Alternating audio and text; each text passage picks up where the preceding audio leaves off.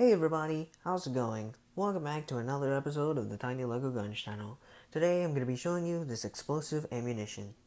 For a long time I've experimented with the idea of making an explosive ammunition. However, I turned away from the idea and focused more on the development of the guns. I just used axles, pegs, and other types of solid objects to use as projectiles instead. But I developed grenade launchers, mortars, and artillery type models, so I wanted a cool type of ammunition to shoot from that. So that's why I went back to developing this explosive ammunition. This one is self-powered. It has a spring. And the way this one works is the highly compressed spring pushes forward these fragments. And underneath the top fragment is this paper wedge, which causes it to tilt.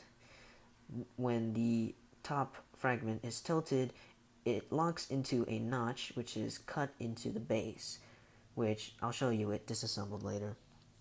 And the way this locks, it's impact sensitive and also pressure sensitive.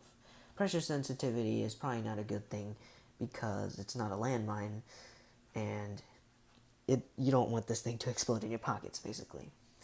And it's currently supported on this little gray base to prevent it from falling over and detonating. But this is what you're actually launching. This is just an axle with a stud on the end. Any gun that can launch this can launch the warhead, as long as it has enough energy to launch it, because it's a pretty heavy projectile. But that's the completed ammunition, and I'll disassemble it. So when this impacts, it has to impact something hard, like floors or walls, or nothing like carpet. So I'll push this over, and that releases all of the fragments. And you can see, if I don't have a dark color background, you can see that there's a little notch cut into this.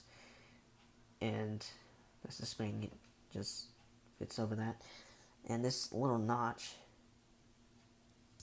I've used a file to sand it down.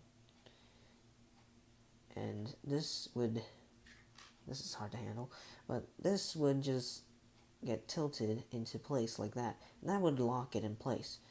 But if you don't have it supported with one side up, and that side being the hook side, then it will not lock properly. That's why you have the wedge, to cause that tilt. And that's the way the locking mechanism works for this ammunition. And I'll go ahead and load it using this base. And man, that brightness is wild. But you just take 5 of these fragments, slide it over the base, take your paper wedge, put that right here in front of the hook, and then your top fragment, trying to tilt that into place, lifting it up. Okay, it didn't lock properly. Okay, so it's not locking right now, I gotta readjust it. So as you can see, it's quite tedious, very fiddly to actually prepare this ammunition, considering how easy it is to just detonate it. Okay, I got it set up. It's not worth the wait, but that's the way the ammunition works. Now, other prototypes that I've made were not self-powered. They didn't have any of their own energy. This one actually outputs more energy than what the launcher inputs. So it's a true explosive. However, it's only two-directional. It launches the fragments forward and the base backwards. And it certainly has enough energy to take out a target. I've tested this, and I've used just 2 fragments, and that was enough to take out a target. So in theory, you could take out 3 or 4 targets, since there's 3 pairs of 2 fragments and also the base that flies backwards. However, in order to hit multiple targets, you're going to need one here, here, and the projectile to land right in the middle with each end pointing at the targets. And the chances of that happening are really low. And you can't stabilize this thing, at least not as of now, unless you add fins on it or something, but I don't know if that'll work with Legos. But this thing just sort of tumbles in the air, and you can't control that. But even though it's not very good at taking out multiple targets, it does have a factor of fear. The fear factor on this thing is pretty high because this thing will shower fragments all over the place, make tons of noise, and also explode in your pocket, so it's also very fearful for the person who shoots it. But anyways, let's see what this thing is capable of doing. Alright, we're at the range, and I realized that I said the targets a whole lot, and by targets I mean these specific targets. These are knockdown targets, and they're destructible as well.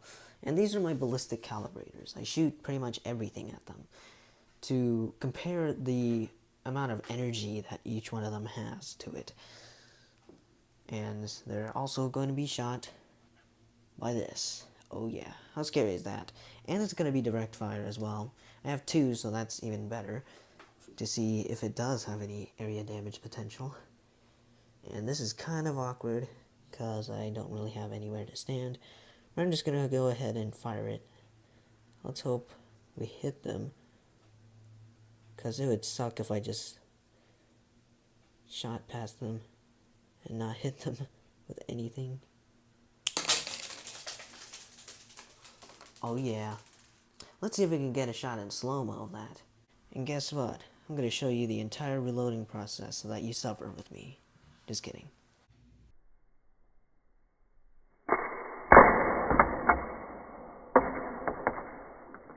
Too little sensitivity results in unreliable detonation, and too much sensitivity results in premature detonation. And the rounds, they make a mess. They're not really effective at taking out multiple targets. They're not easy to manufacture. The quality control has to be high to make sure it's reliable and safe, although it's really not because it's pressure sensitive and impact sensitive. So the rounds has a lot of flaws, but if it does bring one thing, it's fear. Well anyways, thanks for watching. I'll see you in the next video.